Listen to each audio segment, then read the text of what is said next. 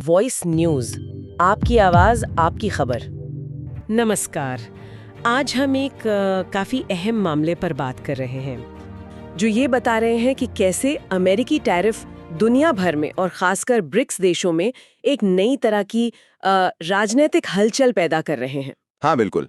पिछले सिर्फ 24 घंटों में ही कई अहम फोन कॉल्स हुए हैं, जैसे भारतीय प्रधानमंत्री और रूसी राष्ट्रपति के बीच, फिर रूस और चीन के राष्ट्रपतियों के बीच। हाँ, और रूस, दक्षिण अफ्रीका, ब्राजील, भारत, मतलब एक पूरी श्रृंखला है। बिल्कुल।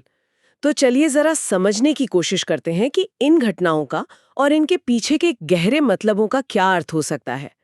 ये जो दस्तावेज हैं, ये इशारा कर रहे हैं कि ये सब राष्ट्रपति ट्रंप के टैरिफ के जवाब में हो रहा है। एक नया समीकरण बन रहा है क्या? हाँ, लगता तो यही है।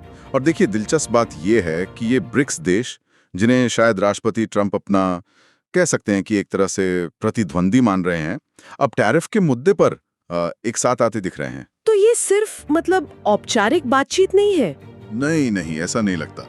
ये जो बातचीत हुई है, ये किसी संभावित रणनीति की ओर इशारा करती है, ऐसा इन दस्तावेजों का विश्लेषण कहता है। अच्छा, तो सबसे पहले भारत और रूस की बात करते हैं।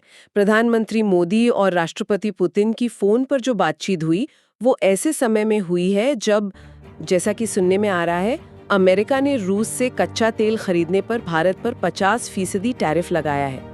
ये तो काफी अहम है ना? हाँ, बिल्कुल अहम है। और अगर हम भारतीय प्रधानमंत्री कार्यालय के बयान को देखें, तो उसमें साफ कहा गया है कि दोनों नेताओं ने द्विपक्षीय रणनीतिक साझेदारी को और मजबूत करने पर सहमति जताई है। अच्छा। इसका सीधा सीधा मतलब तो ये निकलता है कि भारत शायद अमेरिकी दबाव के आगे झुकने को तैयार नहीं है।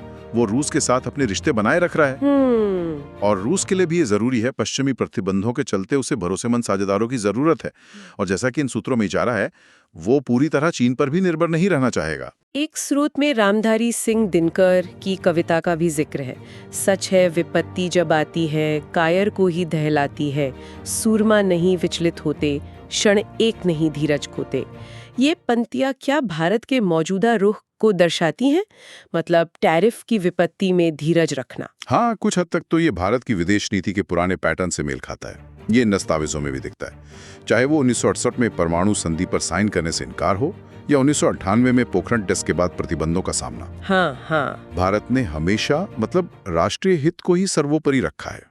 एक तरह से राष्ट्र नीति ही विदेश नीति है।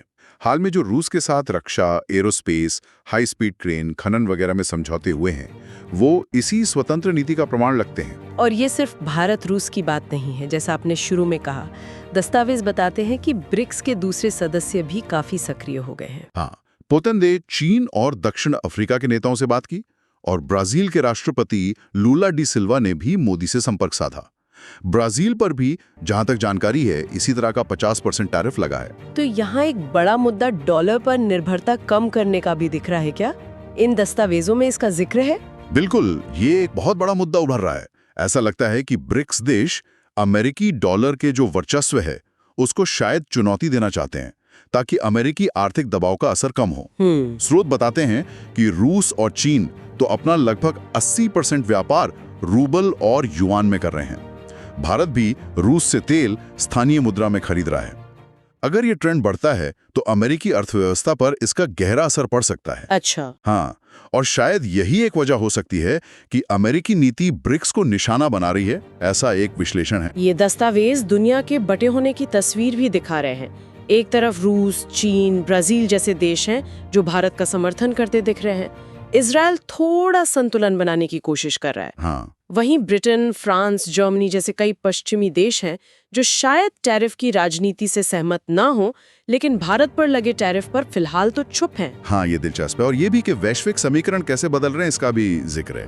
पहले जैसे भारत, अमेरिका और चीन, पाकिस्तान वाले गुट ज्यादा साफ दिखते थे। सही। अब शायद अमेरिका, पाकिस्तान और भारत, चीन, रूस का एक अलग तरह का समीकरण उभर रहा है।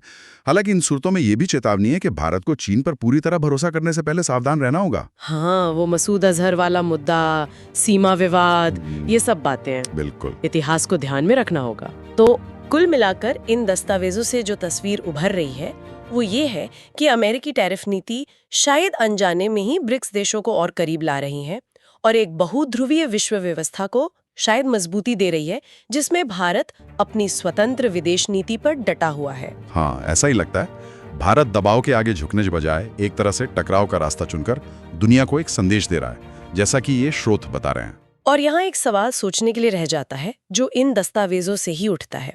क्या ये जो ब्रिक्स की एकजुटता दिख रही है, ये सिर्फ एक तात्कालिक प्रतिक्रिया है, या ये वैश्विक व्यापार और राजनीति में एक स्थायी बदलाव की शुरुआत है? ये अहम सवाल है। खासकर तब जब इन सदस्य देशों के बीच अपने आपसी मुद्दे भी हैं, जैसे भारत और चीन के बीच सीमा विवाद, जिसका जिक्र है। भविष्य में ये जो बहुध्रुवीय गतिशीलता है, ये वैश्विक स्थिरता को कैसे आकार देगी, ये देखना होगा।